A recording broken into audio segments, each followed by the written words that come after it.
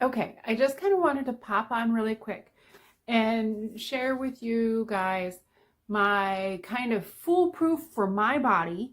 Everyone's body is different, so I can't say how it works, but I've been freehanding Raglands for a while. I have never purchased a a pattern a long time ago, and it was like the one pattern I pulled down from Ravelry. It was like the February lady sweater cardigan, February cardigan, something like that. I'm pretty sure it was called February. This has been many years. And I got the basic idea of a raglan, although hers was a cardigan. And then the other thing I got from that was that she mentioned in her, she called it a recipe versus a pattern.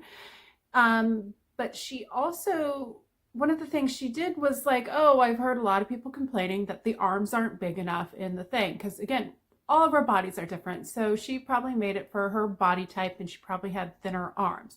I have thicker arms. So keep that in mind. I'm also a 44-inch bust. Yeah, 44-inch around the widest part of the bust. And I'm about 5'8". I say 5'9", but really about 5'8". So one of the things I do is I just knit a basic gauge swatch of whatever it is I'm using, right? And then however many stitches per inch.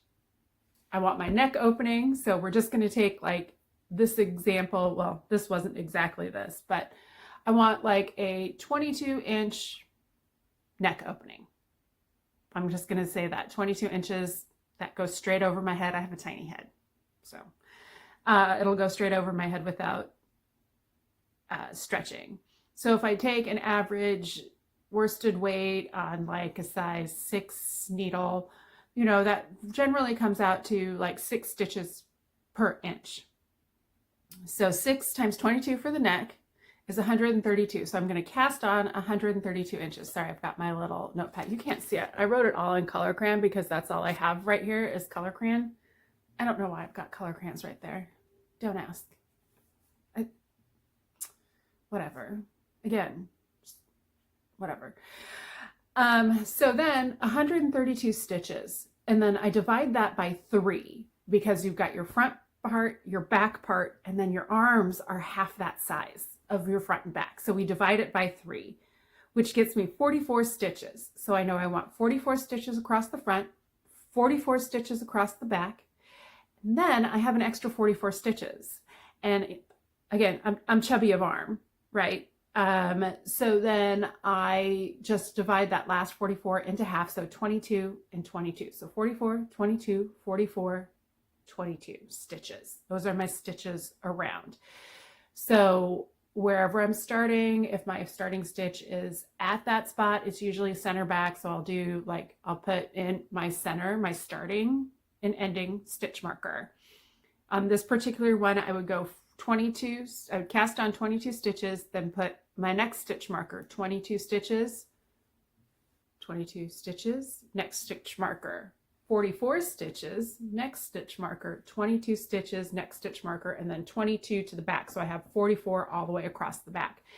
And then I do an increase on each side of that stitch marker, except this, not the center back one, but on each of the arm stitch markers, every other row. So like I will do, this one's a roll neck, so I just did that. But if I do a rib, I'll do a rib, and then I will do like a row of stockinette. If you want to do your German short rows, you do your German short rows then before you start the pattern.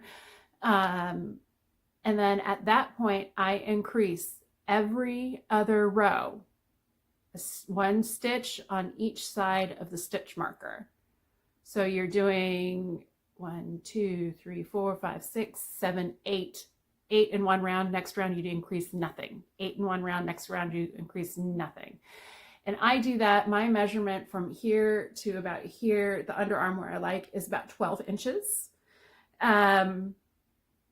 but you can also do it as it averages 4 increases per row, because it's 8 on one, 0 on another. So it's 4 increases per row. And in this one, that would put you at, if we've got 6 and you're doing 4,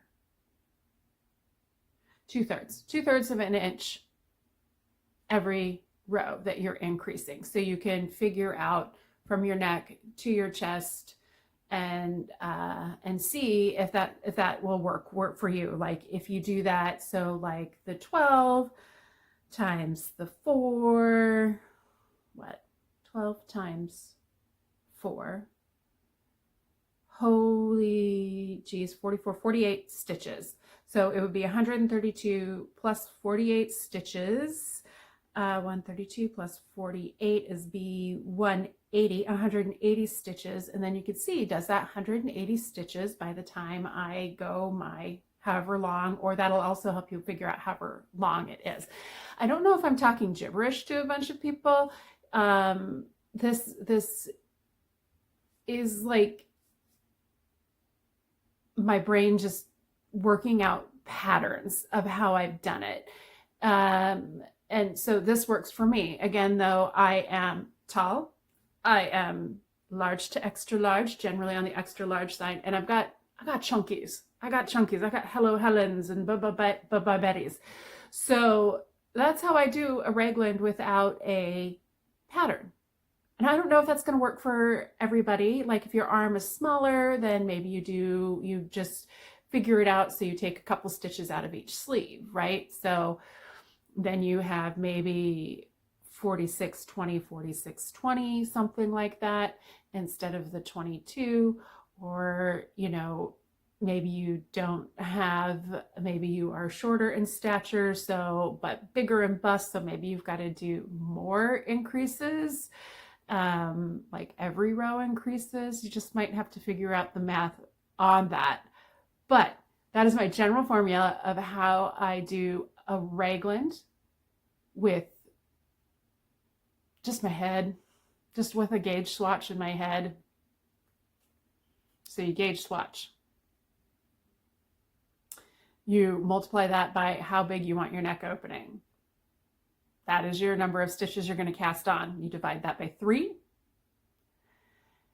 And then you divide one of it by 2. So a sleeve is half of this. So good luck. I really hope people try that. I really hope people try so they don't have to buy a pattern for just a basic raglan. Tell me how it goes. I want to know how it goes. I don't know. Just let me know how it goes.